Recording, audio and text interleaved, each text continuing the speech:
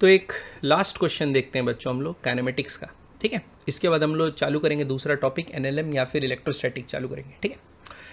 तो देखिए इस क्वेश्चन में क्या दिया है, इस क्वेश्चन में दिया है statement 1 statement 2 assertion reason type का क्वेश्चन है। For an observer looking out through the window of a fast moving train the nearby objects appear to move in opposite direction to the train while the distance object appears to be stationary।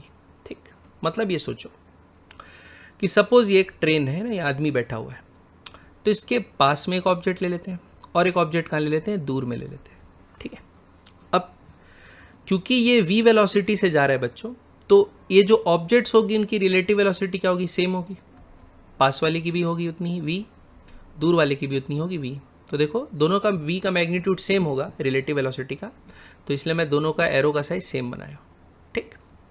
अब जो पास में है बच्चों उसका angular displacement अगर हम लोग देखें, यहाँ से ऑब्जर्वर देख रहा है तो dt टाइम में एंगुलर डिस्प्लेसमेंट क्या होगा, v dt होगा, तो उसको ऐसा दिखेगा θ1, इतना एंगुलर डिस्प्लेस किया t टाइम में। और अगर हम लोग दूर वाले को देखेंगे बच्चों तो वो कम डिस्प्लेस किया θ2।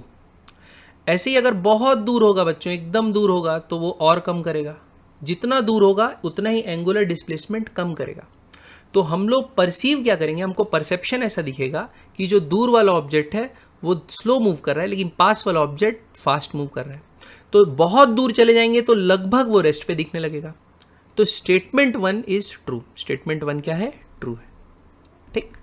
असर्शन रीजन बनाने का ये तरीका है बच्चों, स्टेटमेंट 1 पढ़ो ट्रू फॉल्स है कि नहीं पता लगाओ, स्टेटमेंट 2 पढ़ो ट्रू फॉल्स है कि नहीं पता लगाओ, और फिर रीजन है कि नहीं सोचने का कोशिश करो। तो रीजन क्या था इसका, परसेप्शन का है कि परसीव कैसे करता है ऑब्जेक्ट। तो पास वाले का एंगुलर जो डिस्प्लेसमेंट हो रहा है वो कम हो रहा है, ज़्यादा हो रहा है, इसलिए वो मूव करता हुआ दिख रहा है, लेकिन दूर वाले का एंगुलर डिस्प्लेसमेंट कम होता जा रहा है। तो जो बहुत दूर रहेगा उसका एंगुलर डिस्प्लेसमेंट लगभग 0 दिखेगा, तो वो रेस्ट पे लगेगा अपने, ठीक है।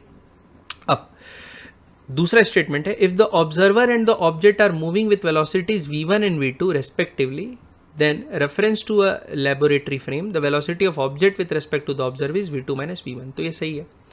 velocity of 1 with respect to 2 क्या होता है, v1 minus v2, velocity of 2 with respect to 1 क्या होता है, v2 minus v1। जिसके रेस्पेक्ट में निकालना है उसकी वेलोसिटी को नेगेटिव करके ऐड कर देते हैं, ठीक है। तो ये भी ट्रू है, लेकिन करेक्ट रीजन तो नहीं है।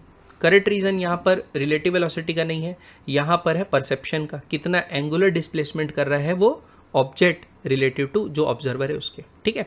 तो इसीलिए स्टेटमेंट 1 ट्रू है, स्टेटमेंट 2 भी ट्रू है, लेकिन करेक्ट एक्सप्लेनेशन नहीं है, तो इसका आंसर होगा बी ऑप्शन, ओके।